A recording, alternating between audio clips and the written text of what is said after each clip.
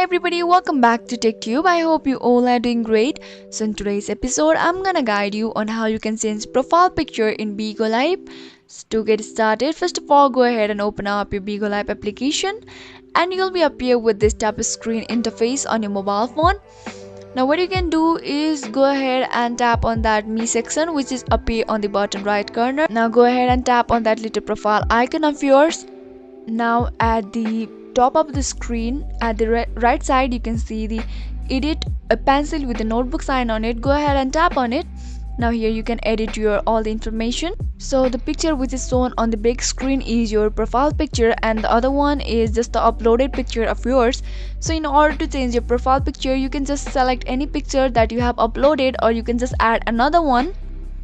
So to change the picture that you have already uploaded to your profile picture, just drag the picture to the big screen and leave it there. Now let's go back. Now as you can see, it is already set in there. So if you found the video to be helpful and informative, just go ahead and subscribe to our channel and also press the notification bell for more updates.